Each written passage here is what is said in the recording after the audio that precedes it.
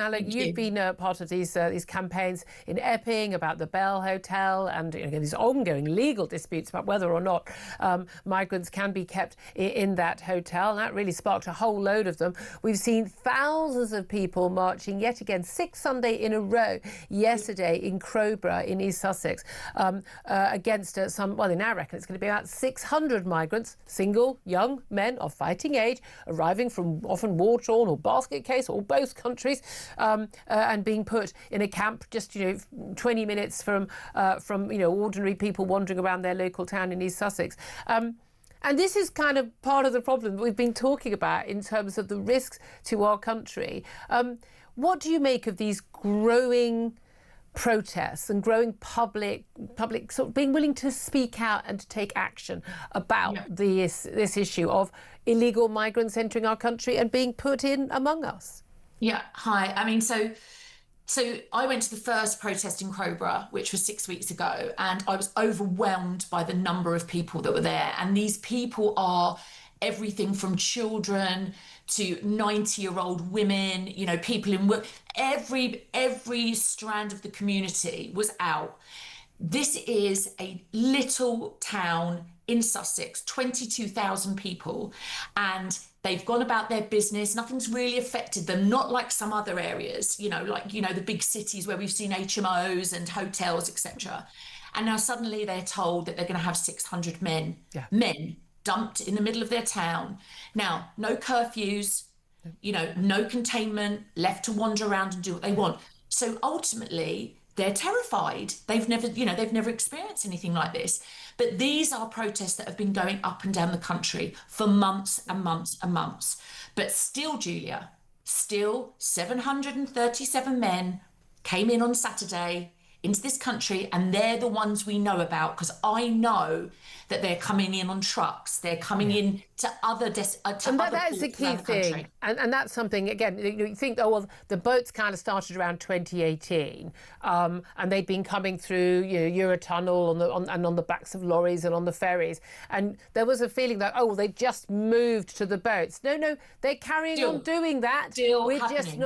We're just not being, that's not being publicised, because it's not the same as literally watching these people all getting off with their life jackets on the beaches. And I mean, look, so those 737 men, so that is a Crowborough camp. More than a Crowborough camp. That's a Crowborough camp and a Bell Hotel in one day, at a cost to the taxpayer of 28 million, because even the Home Office will declare that it costs £41,000 to keep an asylum seeker or an illegal migrant, depending on what the term you want to use, for a year. So the cost is spiralling it out of control.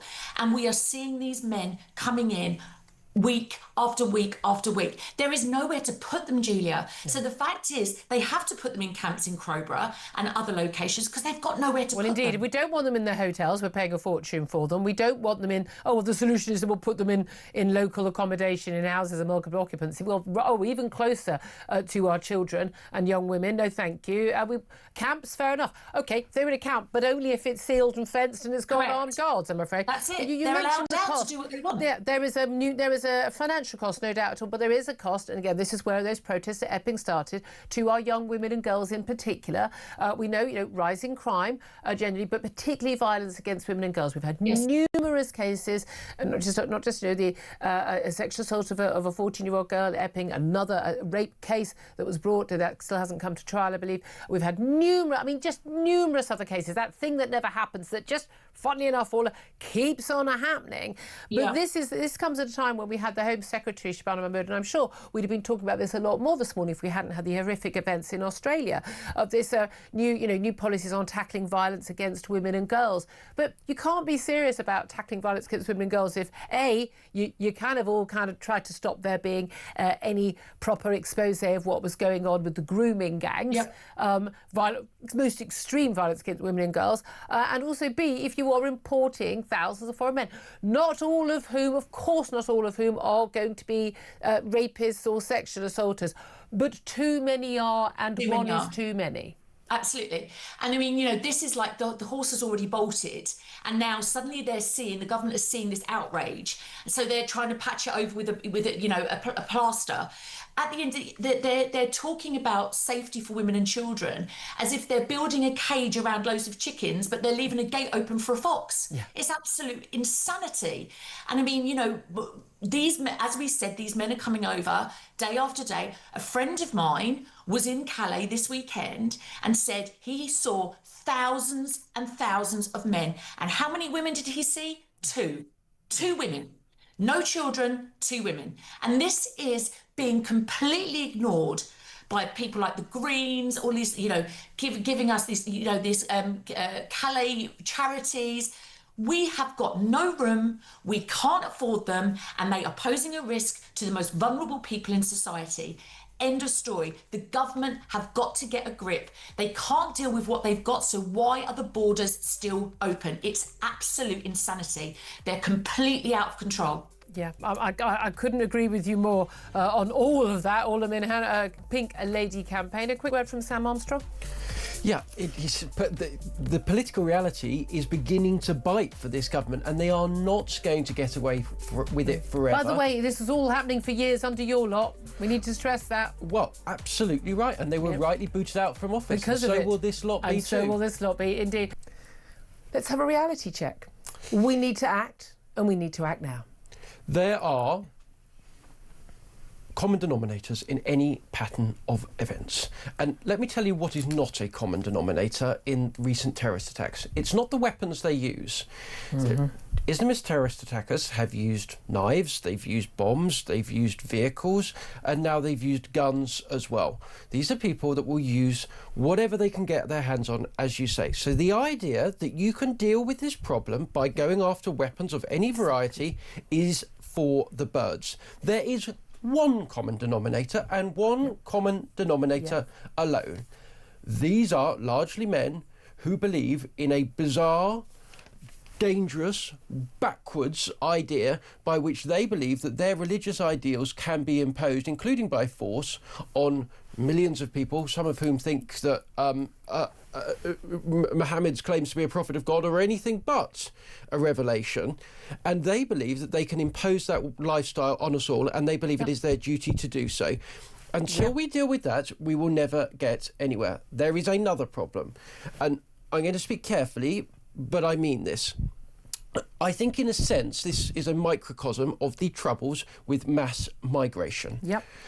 Ahmed al-Ahmed was a relatively recent refugee from Syria, and he was a hero. He charged towards a gunman and disarmed him. He is precisely the kind of person I would love to live next door to. He is the best of all of us. And he went in knowing that he would die. That's right. He said that to his friend. However, when you import millions of people from difficult countries, to put it mildly, you are going to get a range of people. And amongst the people that came in masse into Australia was Sajid Akram.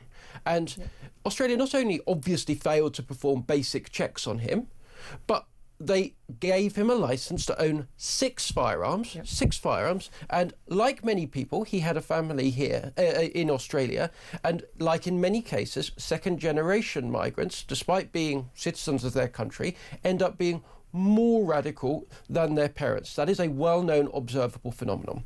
And my position is very clear. We have had quite a lot of migration in this country, and I don't want to go back and reinvent the wheel that much or relitigate that. But in future, we know now with a very good data set, when you import people en masse from the third world, yes, you get some good people, but you get some people that think a good Sunday afternoon activity is to go down to a beach and shoot at Jews. Yep. And when our politicians are making decisions about our future immigration policy, about who they let in and who they don't, and how careful the checks are on those who are let in, you would dare think that maybe, rather than talking some nonsense about, capping the number of guns you need to own in Australia for everyone, that they would think about, maybe it's not a good idea to import all of these people when some of them we know wish to kill people on our streets. Yeah. You're playing the odds. You're playing the odds. And in the same way, I liken this to being a nightclub bouncer. you know, a bunch of 10 lads turn up, are you going to let the 10 lads in on their own? No. If you got women with you, then we'll let you in, because we know a bunch of 10 lads are likely to be a problem later on. You probably not. You might not be, but the odds are too high, so we don't let in groups of 10 lads. It's that simple. I don't. You know, you're not wearing your football shirt in the pub on match day, because in some pubs, because they don't want trouble. Not everybody's going to cause the trouble, but they play the odds. I don't understand why we don't play the odds better when it comes to our immigration policy. I would say, genuinely, that I think there are certain countries now we should say, thank you. I'm with Trump on this one. Thank you. No more. We're done now. We're done. You're only entering in exceptional circumstances. I'm also of the view that anyone who's on a watch list, this son, Naveed Akram, he wasn't the licensed gun owner. He was born in Australia, but he was investigated some 6 years ago over ties to ISIS. Here's the thing. I mean, OK, he's an Australian citizen. They can't get rid of him. Fair enough. I get that. However, we have so many people on our watch list here in the UK. Some 3,000 are being watched constantly. We've got 40,000 at least who they are worried about. Virtually every single time we have a terror attack in this country, as you say, it is nearly always either someone who's come from abroad or the child of someone who's come from abroad, first generation. In fact, they're more likely to be, as you say, first generation. That is a very clear, absolutely statistical phenomenon.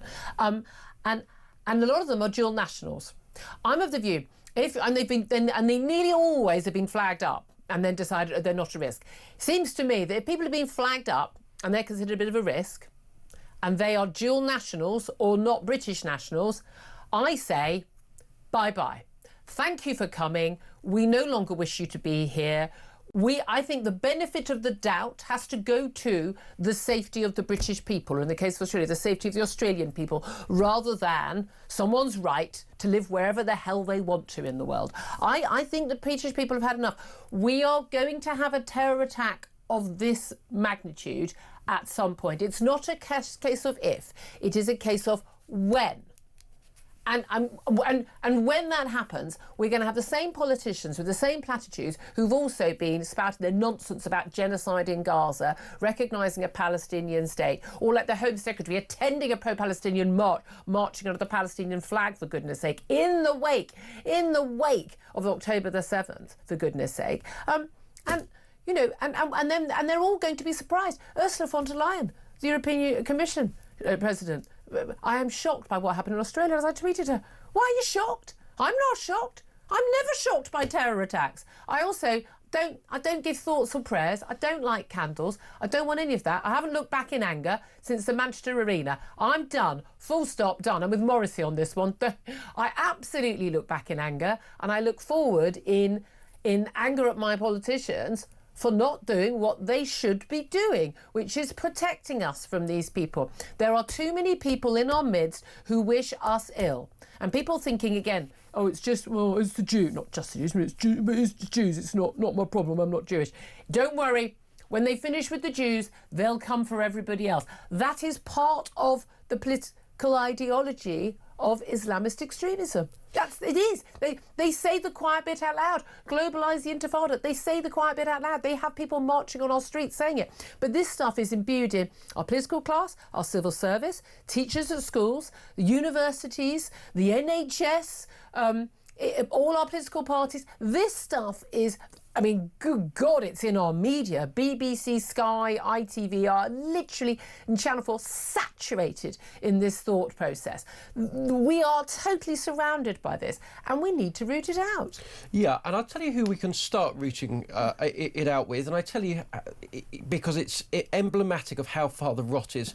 The Sydney Morning Herald newspaper in Australia have tracked down the wife of Sajid Akram and the mother of Naveed Akram, a man who's shot at a 10-year-old girl. Shot at a 10-year-old girl.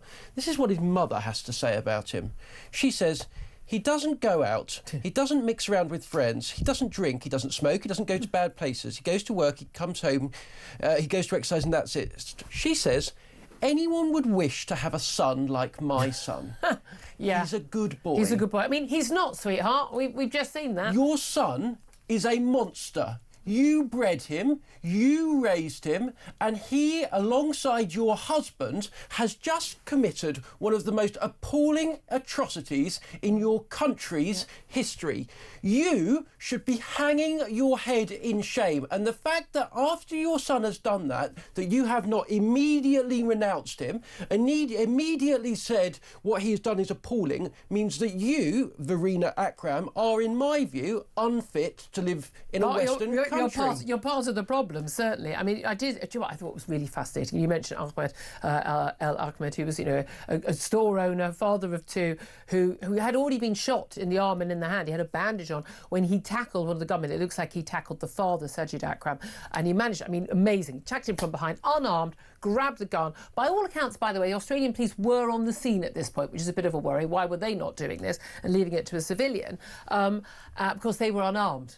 Again, you know, we're having some issues here. We're going to have to start, you know, and this is an issue in England as well, I think a lot of people say. Yeah, but Julia, just on that point, OK, we are now talking very seriously about the fact that we're having to end unarmed policing in this country that we've had forever because of mass migration and the consequence of problems of Islamist terrorism. And that is the thing. Well, let me just play some of the footage. I mean, if you haven't seen it, I don't know where you've been for the last 24 hours, but Ahmed Ahmed tackling this there's this gunman and disabling him is absolutely extraordinary. I mean, just so brave. And he did shout to his friend, I might die, but I've got to do this. And he went in and he managed to get the gun off the man, and then within a few minutes, both men had been shot by the police. But it's fascinating. It's a Syrian refugee, a Muslim man.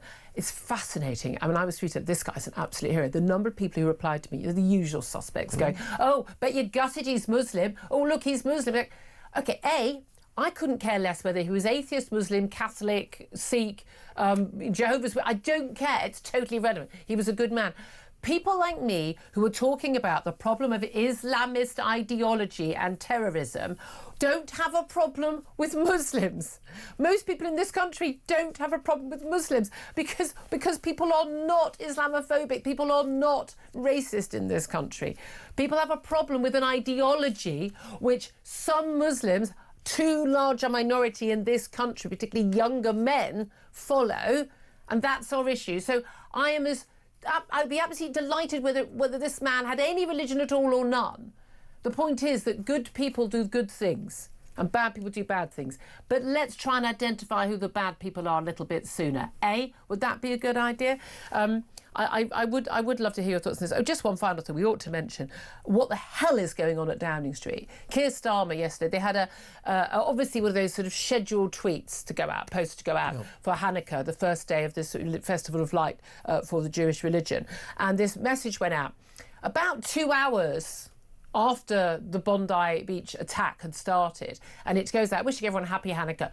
Just totally like, someone allowed that scheduled message to go out, and then another one from 10 Downing Street's official account. And then sort of an hour later, the Prime Minister going, oh, this is terrible, what's happened? I mean, we have a whole load of people. We have a government that apparently doesn't work on a Sunday morning. There's a major terror attack in one of our closest allies. And no one has bothered to look at the news before they've allowed these messages to go out. I mean, this is not about the niceties of what someone said on social media. This is about the abject lack of basic competence and basic sort of knowledge that is going on in Number 10. If you think that's bad, you wait till you see what they've got coming later this week. A new definition of Islamophobia, which is going to ban precisely the conversation that you and I have just had. Well, we'll both be in prison then. We will both be in prison. Because I'm going to still have that conversation. And, you would think that the government may wish to take seriously the words of its own independent reviewer of terrorism legislation, who says that he is against such a definition. Why? Because it would threaten free speech and the work of the authorities in tackling Islamic terrorism.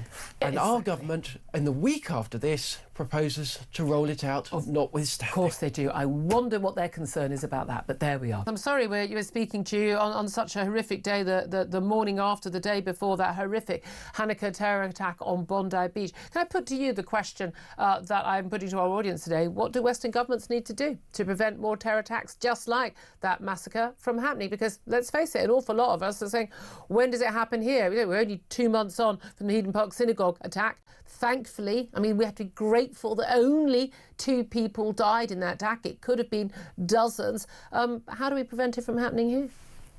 You know, that's the question everyone should be asking today, isn't it? And I think there are quite a few things we need to do. We need to get a handle on our borders because we are importing anti-Semites. There is no question about that whatsoever. We are bringing people in from countries that are very, very anti-Jewish. We need to get serious about anti-Semitism in our own society. We've seen a surge in it in Britain and in Australia over the past 2 years since Hamas's pogrom, the 7th of October. And we need to challenge Israelophobia. We can't just let this Israelophobic fashion run riot amongst the activist class and the media and the liberal establishment who think that hating Israel is not the same thing as hating Jews. But I'm sorry, none of us are buying that anymore.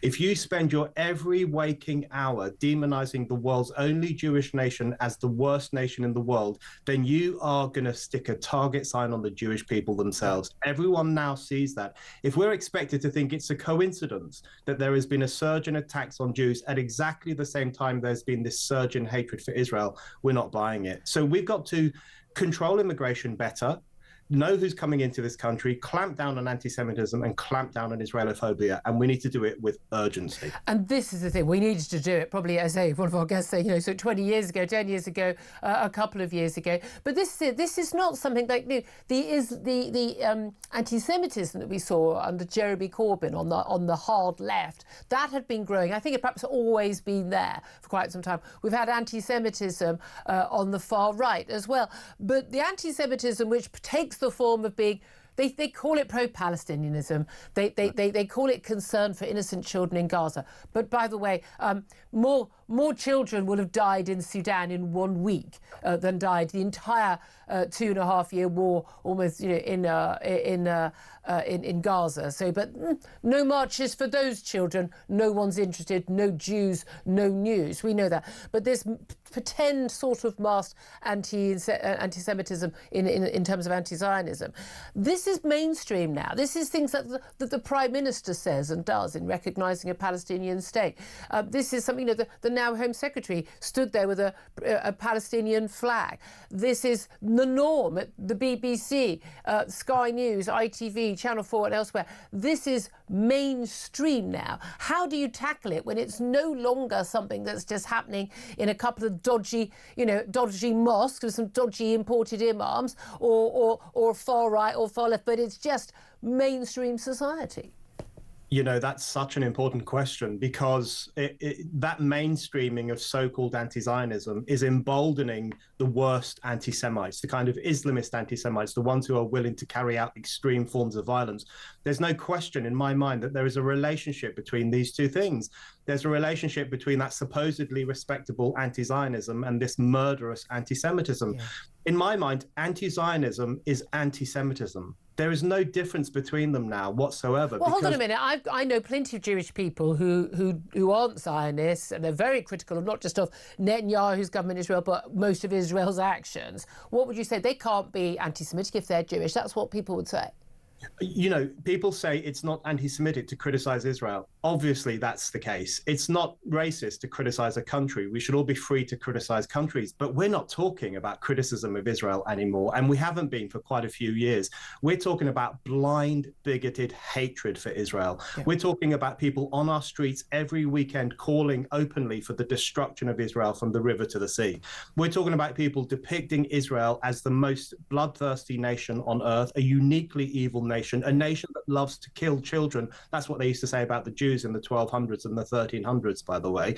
We're talking about a venomous loathing for one state above all other states. Yeah. That is, they call it anti-Zionism. To my mind, it's anti-Semitism. Because it's coincidentally the only Jewish state in the world, the only Jewish state in the Middle East. You talked about we need to challenge Israelophobia. We need to challenge, tackle our borders. Okay, talking of the borders, what does that actually mean? Because the reality is we have imported a lot of people to this country, and as Sam Armstrong was saying, we've imported a lot of people to this country from, third world countries, basket case countries, where they're war-torn, they don't share our values, and they are coming here imbued, either they are first generation or their children. We see this increasingly second generation who feel like for some way they don't fit in. They are turning to this extremist Islamist ideology, which an awful lot of the Middle East is trying to clamp down on. We apparently are saying, oh, multiculturalism, isn't it grand? Diversity is our strength.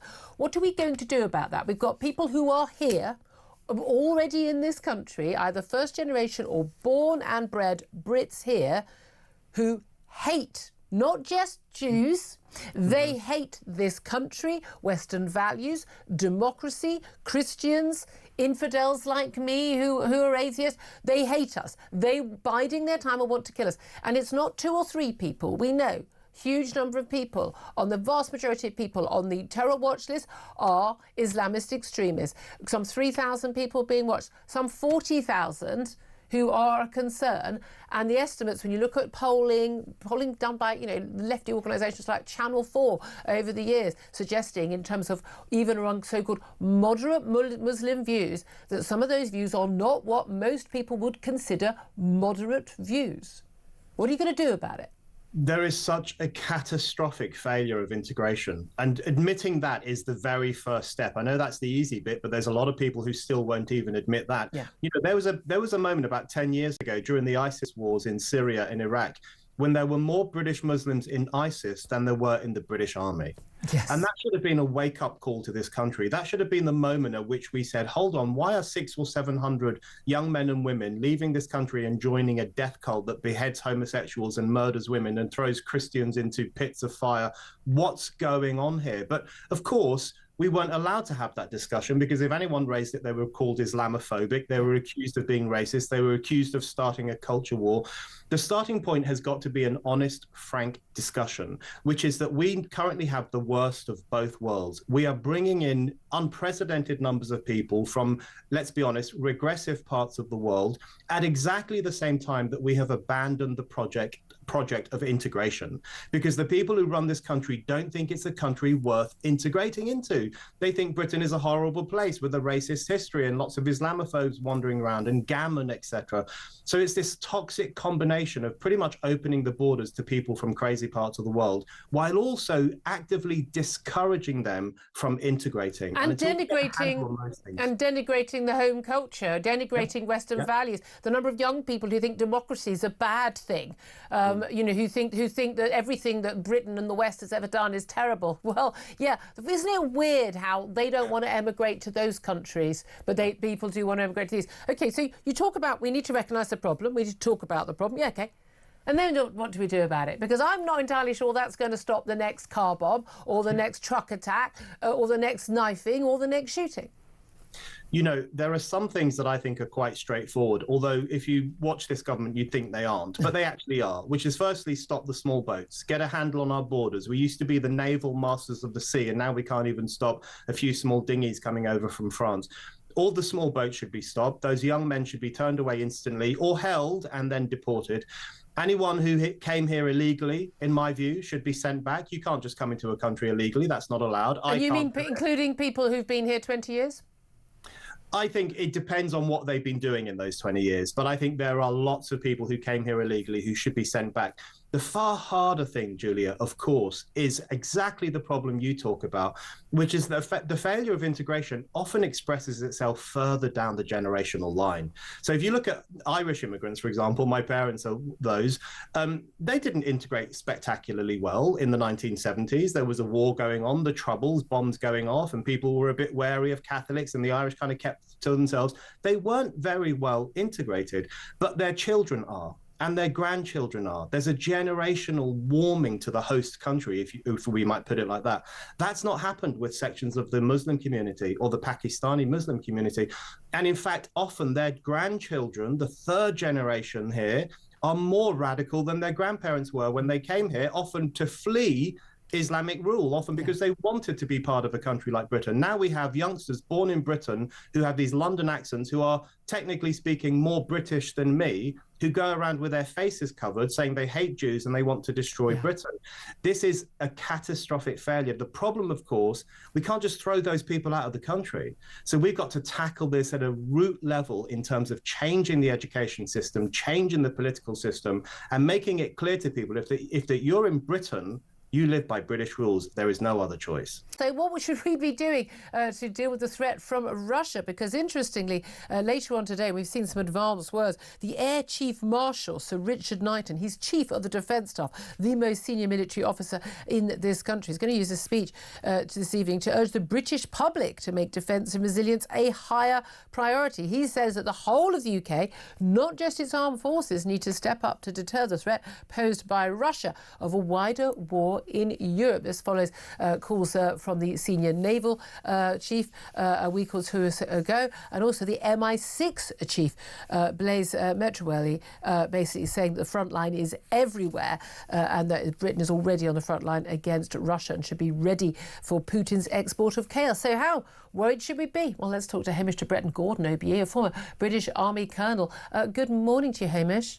Hi, good morning, Thank Julia. you for joining us. I mean, it seems to me military leader after military leader, they're not waiting until they retire to speak out. They are saying it while they're in the job. We are in basically, we are effectively waiting for a hot war to break out, and we need to prepare to prevent that from happening. Do you agree with them?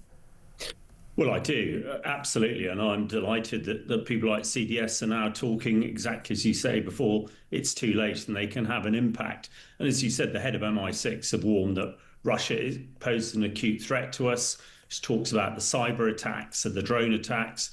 The JLR, Jaguar Land Rover cyber attack, costs the government $1.5 billion to bail out, which is money that can now not be spent on defence. So well, Jaguar should have perhaps had their own insurance, their own proper cyber protection, which they didn't have, I understand. Well, I'm no great expert on cyber, but whatever they did or didn't have, it's cost us all a hell of a lot of money.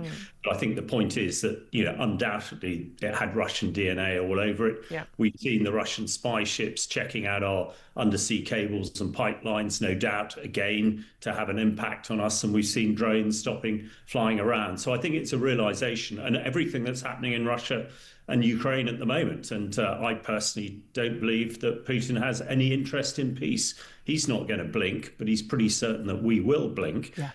And he's probably right.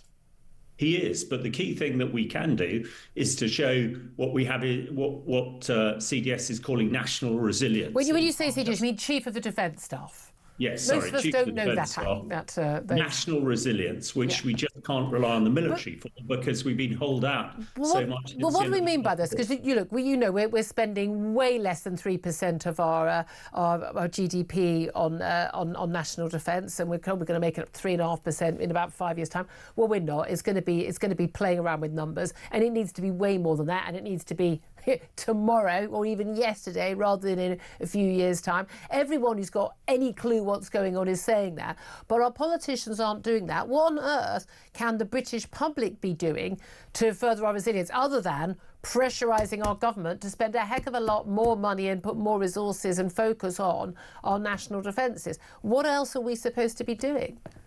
Well, I think there's a lot we can do, and they do talk about what's called a strategic reserve. There are about 1 million veterans like myself still in the country who could certainly be used and are very keen to get involved as well. And I think, any citizen of this country who doesn't want to get involved and doesn't want to help out to provide national resilience should probably consider whether they should be here at all. But I think there are a lot of things. Well, but there'll be lots of Brits whose families have been in this country for many, many centuries who will say, I've heard this from callers, I don't want to fight for this country. I don't believe in this country. Well, then presumably they're quite happy that this country is run by somebody else. And I think the vast majority of us don't. And the realisation from MI6 and from the military is that we are under severe threat from the Russians. And nobody thinks they're going to stop if they prevail in Ukraine. But the way to stop them is to show that we have a strong conventional deterrent so that Putin does blink and doesn't just think that we're weak and capitulate, which, unfortunately, as you suggest, some people in this country might prefer that. But how much can we control this? Look, we don't have conscription. We've seen some civil conscription in France. We know in Finland, or actually lots of other countries around Europe are now moving to this way. Do we need to actually, actually have a national service of some kind? We need to get our young people trained up, ready, so if and when they are called to arms, because a lot of people just say we're both warmongers. Well, yeah, I quite agree. I think we need to have plans for it. We don't need it now. The Strategic Reserve, the veterans, they're all keen to get involved. Absolutely. We have to look at our European, people like the Finns and the Swedes, where everybody is trained and they can put a lot of people on the ground, but they're a lot closer to the threat than we are. I think we just need plans, because if it all does go badly, and the worst case scenario that we do get involved in a conflict in Europe, then I'm afraid we'll all be involved. So we need plans rather than just trying to ignore it, that we have done since the end of the Cold War. And we have been ignoring it. Our politicians have been ignoring it. But one of the reasons they've done that is because it's quite convenient not to have to spend a huge chunk of our national income on defence and spending it on, nurses or free this, free that, a bit more welfare, everybody. That's what people prefer, isn't it? Well, one can see, and certainly I'm sure the present government would say that's what they were voted in on. But unfortunately, the situation is rapidly changing. And if we spend all the money, all the government money on welfare and other things, then we will not have a defence to be able to carry on in the way that people would like to live in this country. I'm wondering if we could solve a lot of this with, hey, no more welfare for anyone under the age of 30. You're joining the military. That might focus minds in lots of different ways, eh? So Donald Trump, suing the BBC. It's funny because it's a $10 billion lawsuit. But the actual document that has been put in says it's $5 billion. But we know they're claiming $5 billion for defamation, and also $5 billion for a violation of Florida's Deceptive and Unfair Trade Practices Act, filed in Florida because the statute of limitations on such a claim would no longer be valid in the UK. He's just under the wire for the 2-year delay, 2-year time limit on that in Florida. Do you think first of all, do you think it's fair for him to sue? Well, I think it's clear that the BBC did something horrendously wrong. I prefer these things not to be sorted out in court, particularly when you're dealing with someone who is the leader of the free world. I mean, he certainly has his right reply. He has the bully pulpit of the entire world, and particularly as someone who, frankly, is forced to pay that licence fee. I'd rather that there weren't any BBC funds that were being redirected to someone who doesn't really necessarily need it. I think it's to make a point, isn't it? Yeah. It's to try and exact a cost for dealing with him in this way. He's done that in the US with various other broadcasters already, lawsuits and so on, to try and stop them from having such biased coverage. They have paid up and settled because, of course, they need to operate in America. Which may well be part of the issue here, because, of course, the BBC is the British Broadcasting Corporation, but they obviously do operate in the US. It's BBC America. Exactly. So maybe this is what the longer game is. But broadly speaking, I think everyone knows that the BBC has been incredibly biased. Everyone can see they were banged to rights over that panorama document. Don't think the BBC thinks that. Not at all, but I don't even think this lawsuit would change their minds. No, exactly. Well, then they can play victim, can't they? I mean, this is the thing, even like the glib coverage on Radio 4 this morning, which I had to listen to just to know what they were saying about it. I managed not to punch my radio, to the floor. But, I mean, there's no doubt at all, you don't accidentally put two bits of a speech together to make it look like quite blatant. I mean, it would be impossible to spot unless you knew the speech off by heart. I think if you've given that speech, we go, hold on a minute. Yeah. The claim that basically Donald Trump was basically telling people, the head of the January 6th riots, basically, go down to the Capitol and basically cause mayhem. That's not what he said. Now, again, a lot of the coverage of that speech has been very unreasonable. There's no doubt at all in my mind that when it did happen, we know this is from testimony from his own staff, his own family members in those January the 6th committee hearings, that he did nothing to stop it once it had started. He was the president. He could have gone out on social media and said, stop now, go home, do not do this in my name. He allowed it to happen. People were pleading with him to stop it. That's on record, OK? So we know that. He wasn't unhappy about it happening. He thought it was probably justified, is my view. Did he call for it to happen? No, I don't think he did. And this is the thing, why any criticism of Donald Trump is not Trump derangement syndrome. You can criticise him for things that he does wrong, but you don't need to criticise him for things he doesn't do wrong. And you certainly don't need to make things up. And if he is such a heinous, awful human being as the BBC think he is, then you wouldn't need to make stuff up, would you? Because the clips would be there, the evidence would be there. And we'll come on to that with this Rob Reiner post. My thing is, they did make something up about him, and they did mischaracterise him. Now, the question is, with defamation or libel, is has it actually damaged someone's character? Have they had a material loss? He says it did do that. You could argue that it probably didn't. People had made up their minds. It wasn't broadcast in America. Someone with the VPN could have watched it in Florida, and that might have changed the vote. But he won. He won that election in 2024. This was broadcast just a week beforehand. So, was there any damage done? No. But I'm rather of the view that even if someone doesn't do any damage to somebody, I think that people have a right to sodding well expect compensation when someone tells lies about them. No, that's completely fair. I mean, of course, we need to be pretty careful about how we deal with defamation, how tightly those laws are drawn, very much tighter in the US than they are in the UK. I'm sure Donald Trump is furious that he's missed the kind of statute of limitations which exists on defamation cases. I thought it was interesting that this all came out just a week or two after. I thought that the timing of that was quite... Exactly. And who knows if those things might well be connected. Well, but I think the issue, as you say, is the fact that he is already someone who inspires very divided opinions. Is this BBC coverage, which, as you say, wasn't broadcast in the US itself, really made a material difference? Almost certainly not. Are they bang to rights on this issue? Absolutely. And I think it would just be probably slightly more edifying and would not really hand the BBC the kind of victim card that they now have to play if this case didn't the wonderful BBC. Of course, this all comes about at the time when the government is now looking at the review of the licence fee that was coming up. They'll want to get that all done and dusted before they leave power, no question at all. Of course, they're doing a two-term in office, aren't they? Of course, that's their plan. Definitely going to happen. Definitely 100% going to happen, Keir. Not a problem at all. But this is the thing. I mean, you can like the BBC if you want to like the BBC and still think that what they did wrong and they should pay for it. Except that it's us paying for it. It's us. It's the public paying. It's our taxes paying for it. But if they fight it and they win, it's still us paying for it. But I've been hearing some legal experts, and we'll talk to them on Mark Stevens in a few moments' time, saying, look, these things tend to settle for around the $10 million mark. Ain't going to win 10 billion or 5 billion or 8 billion or 100 billion. It's going to be around the 10 million mark. But it would cost about 100 million to fight through the American courts. So, settle it, move on.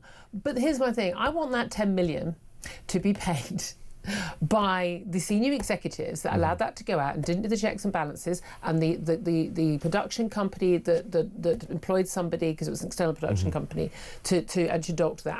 I mean, I think people, this is the problem with the public sector, these people are not liable. And even so far, we've had two people go, the Director General of the BBC and the Head of News of the BBC. Both, I'm glad they're gone. But, by the way, we're still paying their wages, we'll pay their pensions. I mean, they haven't actually gone yet, they're still in their jobs, waiting for new people to be appointed. Again, always available for both jobs, guys, should you need me, if you want some impartial news. I just not enough heads have rolled over this. This was an appalling thing to do. And whenever the BBC, people are attacking them. No, we don't need to attack you. You do this to yourselves. No, and it's part of the problem is the fact that a lack of accountability is built into the BBC from top to bottom. They're not directly accountable to viewers in the way that commercial broadcasters are, obviously, because they can rely on the licence fee. There's also a lot of politics which comes into it, which we've seen in the wake of this. You had basically the sort of Labour Party on the one hand saying, yes, they made mistakes, but also kind of running interference for them a little bit, because broadly speaking, they probably weren't that bothered by that kind of edit and the way that it was made. So should they be held accountable? Absolutely. The fact that heads have rolled already is a good thing, although it was telling how long it kind of took for that to take place. But is really a extortionate lawsuit, which is really only going to have a bill that will be footed by the British taxpayer. Ultimately, the way to solve this in our interest, obviously. Well, indeed. And you've got to wonder whether or not Donald Trump could do damage to his reputation. I say this as someone who wouldn't have voted for him in 2016 or 2020, but I would have voted for him in 2024. He was the better of two options. And actually, in terms of policies, what he's been doing and what he is doing, I'm very supportive of a lot of it, not all of it, but a hell of a lot of it. I think he's been far more sensible and sane and moral, actually, on a lot of these issues than the alternatives from the Democrats. But I also don't think he's a good person. I think it is possible to hold these ideas in your head. No, I don't think. I think he's a genuinely narcissistic, possibly psychopathic person. I genuinely, as you know, look, whether you agree with me or not, people shout at me, oh, you got Trump derangement. I haven't got derangement syndrome. I give him credit when he does good things, and I criticise him when he does bad things. This is what you do. We know there have been gasps in court when the court was shown the first time in full this footage from this dash cam. Showing that actually his version of events, his sort of, this claim we thought, and I think a lot of us thought originally it was a terrorist attack, it had all the hallmarks of an Islamist terror attack. Then it was this guy, we thought, was he drunk? No alcohol, no drugs. And then we thought, well, maybe he was scared and he was out of control in the car. Quite the opposite from the evidence we heard yesterday. Yeah, absolutely. My initial, the initial thing was, of course, a terrorism. Then we heard he was a former soldier, and we thought, is it PTSD or something like that? But of course, what he's been caught out with is modern technology, because the dash cam footage, that's amazing. He wouldn't have had that. The police wouldn't have had that 10 years ago. Then you also have all the CCTV and the ANPR, which have obviously tracked his vehicle, because what the judge made reference to was the awfulness of his driving before the event, to show some sort of the motive here, or the manner in which he was behaving. Also interesting to find out that as a young man, he's got convictions of violence, both in the army, a court-martial, and then when he was left the army.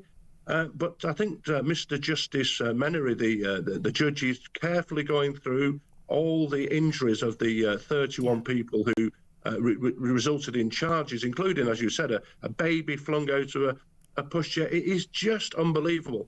And also the judge rightly made reference to the impact on the city. The fact that not only were people injured, but for days, things were cordoned off, businesses were impacted on.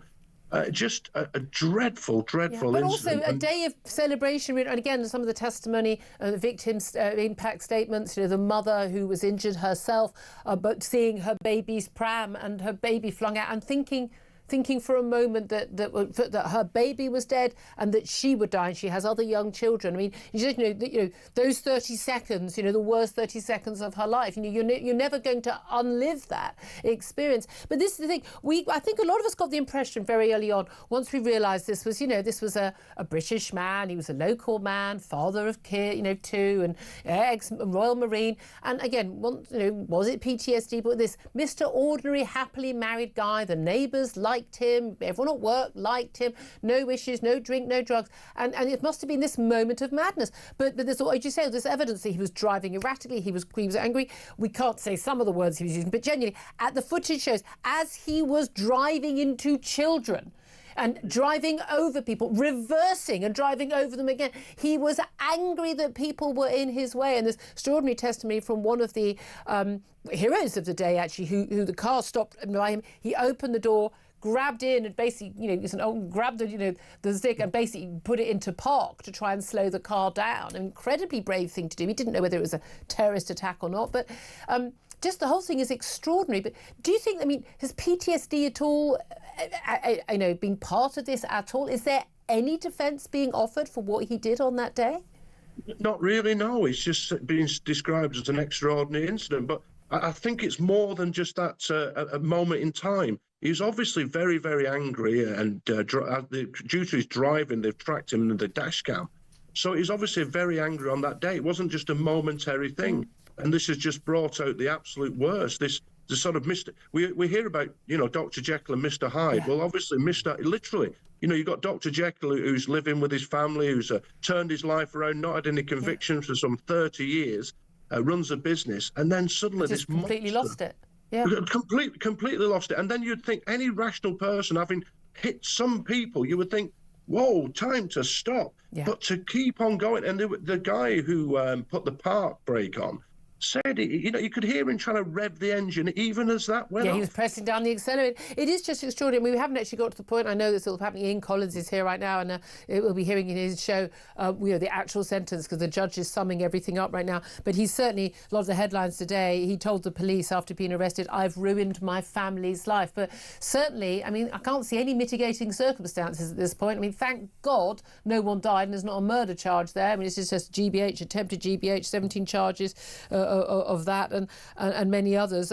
But realistically, victims as young as 6 months and as old as 77, he's going away for a very long time. Yeah, absolutely. I mean, you never know with sentencing. I'd expect at least 15 years or something, at least. But, you know, we just don't know. I mean, I can honestly say the judges, his summing up is very good. He's taken into account all the victims. As I say, he's taken into account the impact on the city. But we just don't know. No, but what the judge has said, of course, is he only pleaded guilty at the last moment, so that will have some impact. But again, the last moment while we were waiting for the trial on the second day of the trial. Let me ask you, should we have an emergency census to try and find out just where everyone is and who everyone is who is in this country after the Boris wave, which we've seen, and this is such a staggering figure, 3.9 million, almost 4 million more people arriving in this country. Not sure we know where any of them are or who they are or what they're earning or if they're earning at all, but do we need a census to find out? Well, we do need to find out somehow, Julia, because I've got no idea how many people are living in this country. I don't expect you do either. Nope. And that's one of the reasons why people are asking for this. You know, I'm not sure that we've got accurate figures, either of the numbers of people here. We are getting figures of the ins and outs, which you and I talk about regularly. I'm not sure they're even accurate. Okay. I would certainly introduce a biometric entry-exit system at our border. That's not going to be very expensive with technology these days, so we know exactly who's coming in and who's not coming. I mean, it wouldn't catch up the illegal clandestines, but it would certainly for legal migrants, we would know exactly the numbers and how long people are staying and so on and so forth. But in the communities, when I was regional director in the UK Border Agency, I did try and set up local immigration teams or regional immigration teams, RITs, which would work within communities, within councils, within local authorities to help them to identify who is actually living on your patch. What is their immigration status and are they entitled to be in the accommodation they're in? I'm really worried about these houses of multiple occupancies. We've got people going in there. Some of them are boat arrivals. Some of them are waifs and strays. We've got all kinds of people living within our communities. We don't know who they are and we don't know what their status is. So I do think we need to get a grip. And I'm not sure a census, you know, filling out a form by the household. Funnily enough, a lot of those people might not fill out a form. I was liking it to the fact that when after the EU, everyone who would lived here from the EU and was entitled to stay here after Brexit, and they basically said, you know, can you register and you know, show proof you've lived here for 5 years? And it turns out there was 2 million more people from the EU living here than we knew. I find that extraordinary, given that so much of our, you know, how taxes are, you know, they're taken in and how they are spent by the government in terms of funding for local councils, for areas, whether we know whether we need more houses or rail links or spending on the healthcare in a particular area, is all based on the census. How many people are there, of what age, what are their needs? Well, if that information is skewed so massively, you don't know where millions of people are, whether even if they exist in the country, that makes a nonsense of it, doesn't it? Yeah, so the EU settlement figure, as you say, originally was predicted to be 2.5 to 3 million. I did a bit of work on that myself, and it turned out to be closer to 7 million. Oh, it was even, I thought it was around the 5 million mark. Yeah, it's nearer 7 now. Who knows? Because of, I mean, they register through a biometric enrolment system at the Home Office, so they can count the number of applications. But it was closer to 7 million than 3 million in the end. Yeah. And that's just European citizens. So we don't know really how many foreign nationals are staying and they're here. The people who were allowed to be here and came here legally. And they've been given, most of them have been given settlement status now, so that's fair enough. They're allowed to be here. They've got their settlement. But I don't know how many people coming from other countries have got lawful settlement, are actually living in our communities. How many overstayers? We should know that. This seems to be so basic. And again, I think things I find very frustrating is when you're standing in a queue at passport control, when you come back from a late flight somewhere in Europe, back to your own country with your British passport, that you're having to stand there in queue and maybe, often ask questions. I always find, where are you from? Where are you coming from? I don't know. I've been on a flight overnight. I've got no idea where I've come from or where I'm going. I don't remember my own name. But you're queuing up and you think, surely they're using this information for something. And you think, well, how is it we don't know who's in the country and what they're doing? And especially as we know, we've got problems with migrant crime. Not you and I have talked a lot about illegal migrant crime, a massive issue. But even with migrants who are here legally, new data showing that migrants are being sanctioned for breaking benefits rules more than 200 times a day. And again, I think it's only recently a lot of people realise how many migrants are not earning and contributing, and whether they're here legally or illegally, are on benefits. Yeah, so we need a much better integrated system across Whitehall, Julia, on all this. I mean, DWP, HMRC and the Home Office need to talk to each other and share a lot more information about this, because they don't know. I don't think they're very well trained in the DWP local offices on immigration and borders and checking status. And someone comes in and they get a benefit and you think, well, actually, who are you? I mean, and where, are you illegal, or you got overstay, or you got permission? Where's your permission? I'm not sure we're doing those sorts of checks. So we need a much better cross-Whitehall integrated system of identity and entitlement. Don't Tony Blair's popping up right now on my shoulder going, digital ID cards.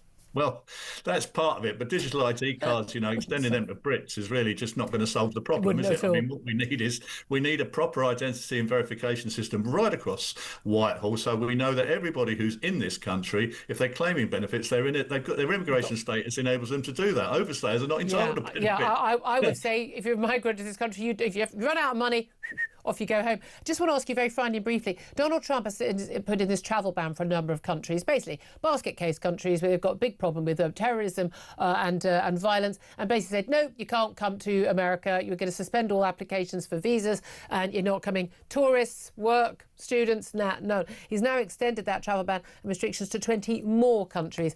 Do we need to think about doing this? Well, the thing about Trump is that he's got such a massive, power base to operate, Julia. We've seen him do things that were unheard of a year ago. Yeah. Like things that they've done on the border, things they're doing on ICE teams in communities, deportations, and now this. Now, we can argue whether that's proportionate or not. Should you write off a complete country because there are, a section of that country are coming and causing harm? I don't know. Maybe you should, maybe you shouldn't. I mean, what I'd say about Trump, Julia, is he is delivering the sort of political leadership that is desperately needed to serve the people of America on immigration and borders. They voted him in because he promised to put America first, and blow me down, he has certainly done that. Look at their intake figures on the border. You don't have to agree with the guy or like the guy a lot of issues. He said he was going to do it. Americans voted for it and he's done it. Again, I'm pretty sure we could do it if we wanted to. Talk about migration and two very interesting stories in the news today with Danny Shaw, who's a Home Affairs commentator, of course. Good morning to you, Danny. Hi, Julia. Hi, thanks so much for joining us. First of all, this is a story, it's interesting about basically the Migration Advisory Committee, watchdog and advisors to the government on the cost of foreign spouses, foreign partners who are brought to this country by people who, are British born here, people who've got right to live here, and they bring their other halves. And I think a lot of people will be really surprised by quite how much that is a cost to the taxpayer. Tell us about it. Yes, the Migration Advisory Committee, which is a group of experts that advises the government, have done some calculations from 2022-2023. That year, 51,000 people came as partners of people who were legally in the UK. They'd been in a relationship for 2 years or more, so they were allowed to come to Britain. Those are the rules. Can't just be someone you met on holiday. No. God, can you imagine? Oh, I think we're delving into Danny's past there, wonderfully. There's a story there, I can tell. A long time ago. So over half of them are unemployed. The net fiscal cost was £109,000 compared to... Per arrival. Per person, compared to people who are British residents, which is £110,000 contributing. But that's over a lifetime, isn't it? It's basically. But I'm assuming somebody who arrives in this country from living abroad, they've had to leave their job. They don't have a job when they arrive. Is any evidence, though, that they do get a job when they get here? No, a lot of them end up not working. I think the employment rate is 65% after a short period of time, but then that goes down as they get older. And obviously, when they're here for some time, they can access the NHS and other benefits. Yeah. And that's why it costs the taxpayer, the government, all of us more money. Yeah. And it's one of the reasons, I think, why the government has tried to tighten the rules around that, particularly with regard to people who are given refugee status. Yeah, bringing in their partners. As soon as they were allowed granted refugee status, they were allowed to bring family members in, which seems and I think a lot of people would see a big difference between someone who is British, born in this country, who then goes and works abroad, lives abroad, meets somebody in another country, falls in love with them, marries them, and then wants to come back and live here. Maybe family's getting older, or they want to have kids here.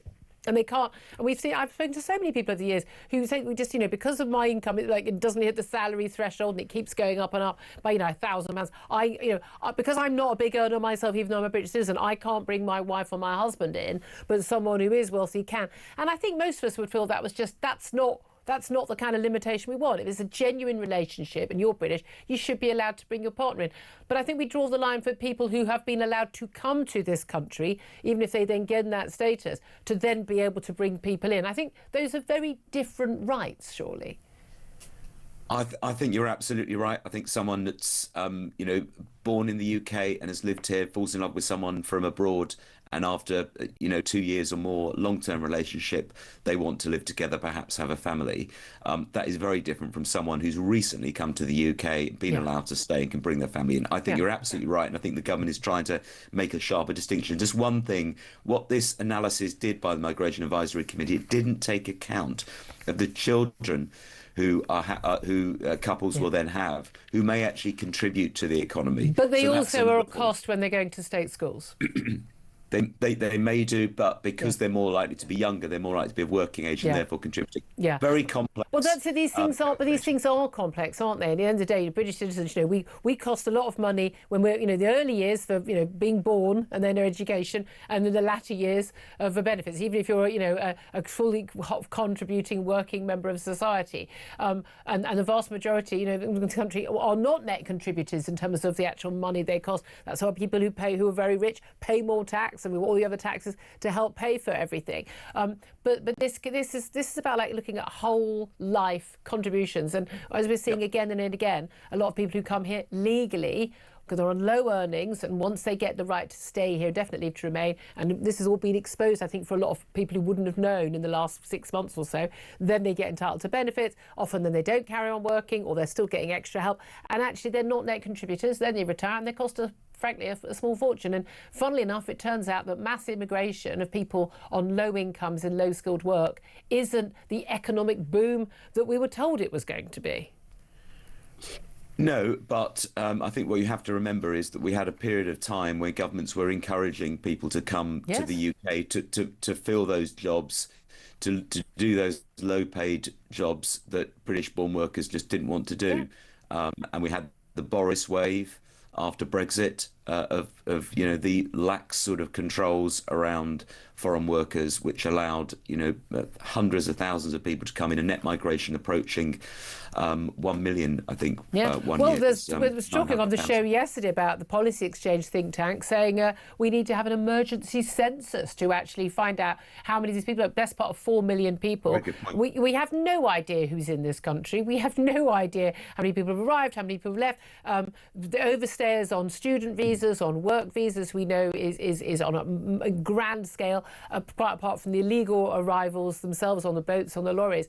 We haven't got a clue how many people are in this country. We're told we're around the 70 million mark. I'd be surprised if it's not about 5 million higher than that.